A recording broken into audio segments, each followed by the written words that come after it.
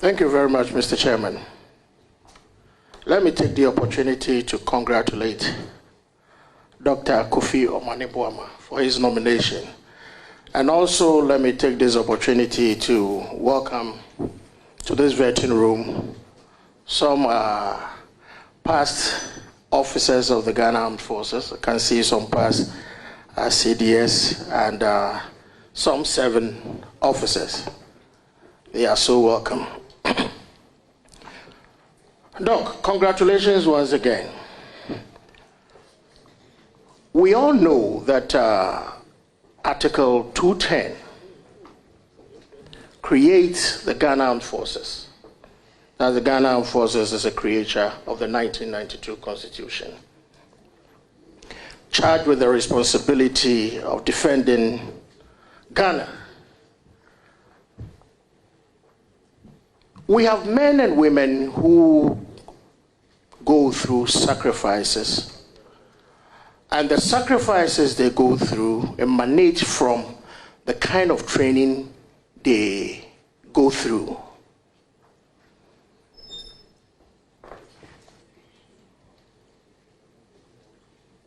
We have had instances in this country where people have always asked questions about the way recruitment and enlistment into the Ghana Armed Forces is done.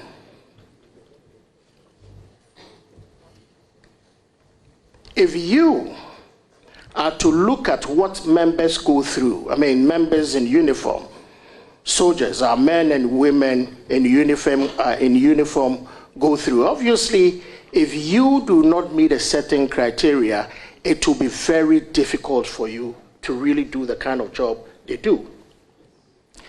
As a minister, looking at the fact that the Ghana Armed Forces have a time-tested, laid-down processes, procedure, and the training that they go through, as a minister designate for the Ministry of Defense, and looking at what the soldiers go through, looking at, you know, the time-tested training or the time-tested procedure, processes and all that they go through.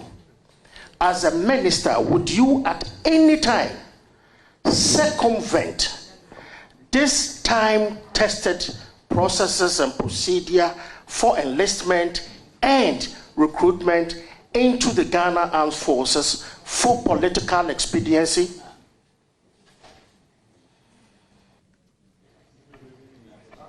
Thank you, Honorable Minister Designate. Thank you, Mr. Chairman. If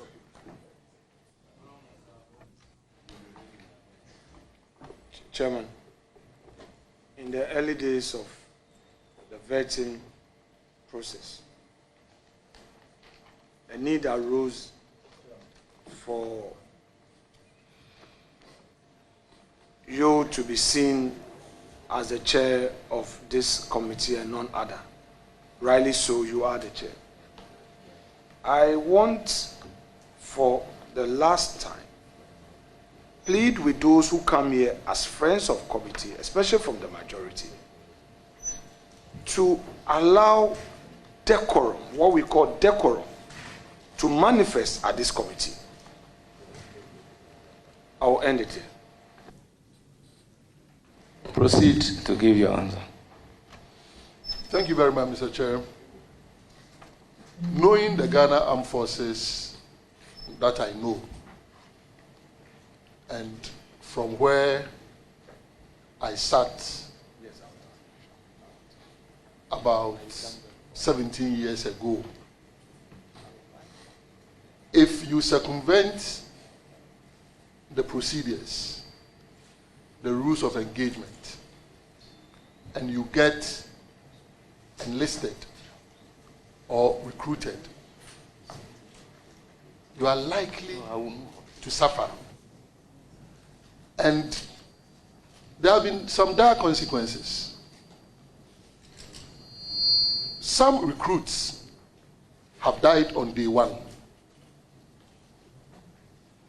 I remember at 37 Military Hospital, there was even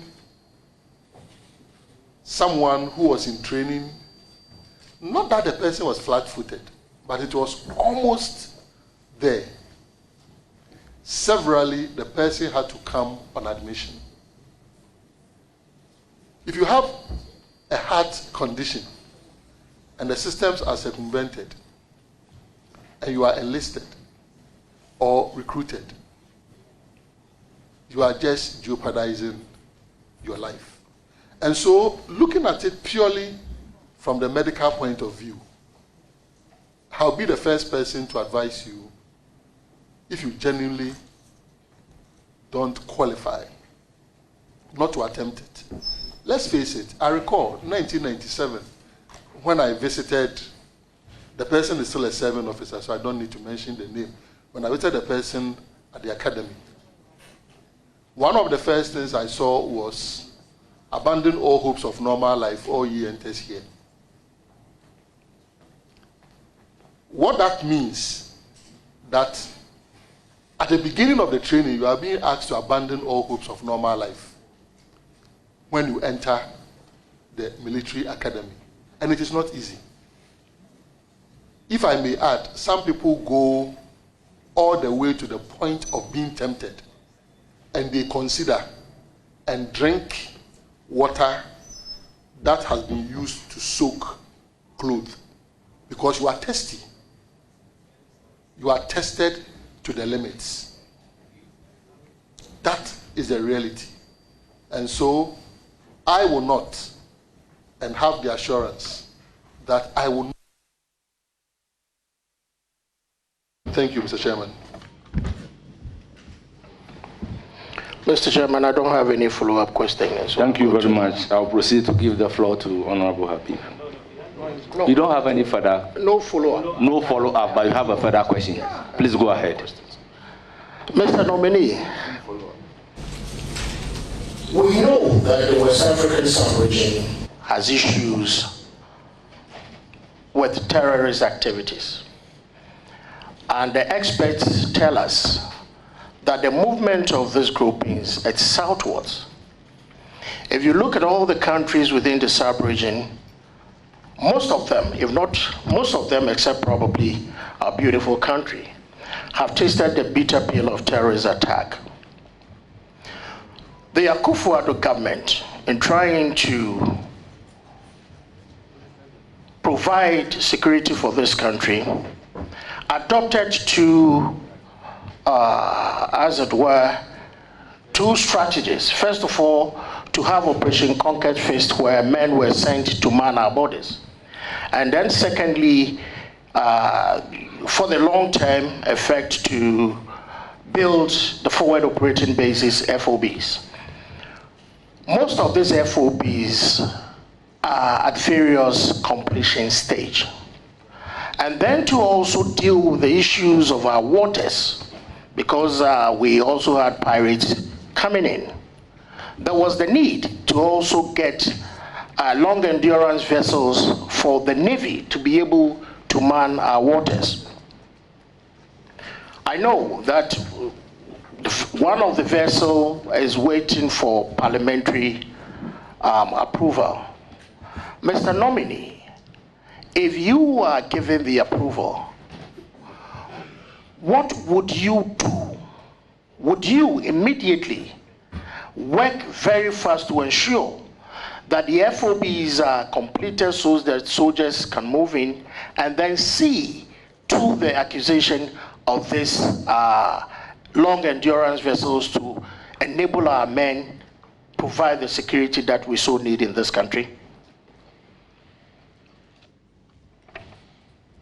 Mr. Chairman, the FOBs are very critical and they are needed in protecting Ghana. It is true that terrorists, and if I may add, violent extremism, has caught up with us. Successive governments have done very well in ensuring that we have not recorded any incident at this stage within the territory of Ghana. But there is also the strong belief that there are some sleeper cells of some of these groups, which so far our military has been able to contain and sometimes even push them out of the country. Where we are, we cannot do without the FOBs. And if you ask me, we may even have to consider accelerating the completion of what are already under construction, and then also identify some of the border areas. We have as long as over 2,000 kilometers stretch regarding the fringes of Ghana. And if these fighters, silent fighters who use the David and Goliath kind of a system, the asymmetry system in which they use to fight countries, are minded to attack us, they have over 2,000 kilometers to help them to strategize. What it means is that we need more of these FOBs. But not just that. You raise the issue of the naval vessel. It is not just the Navy that has challenges. Without exposing our armed forces too much, because our neighbors are accelerating their re-equipping. The truth is that the Air Force also needs re-equipping. I don't want to go into too much details regarding that. So it's a holistic thing. And in looking at this, we also need to sensitize the populace, because it is not just a matter of acquiring the vessels, acquiring the equipment. The citizens must also be conscientized so that they will be able to help the Ghana Armed Forces to detect early when these incursions are being done. And this is where I commend the appointment of Lieutenant Colonel Larry Bevlolate as the envoy to the Sahel regions. Is going to assist to be able to understand, help in early eye detection, assist with defense diplomacy, whilst our Ghana Armed Forces also continue to engage them. And so yes, we will need to complete the FOBs. We will need to consider extending even the FOBs to other parts. It is not just the borders, even the riverine areas. There are some entry points that can also be considered. And so you can have my assurance that together with the service commanders, the CDS, and with the commander-in-chief himself, we will do everything that we must do if I receive your approval to protect and defend our dear nation.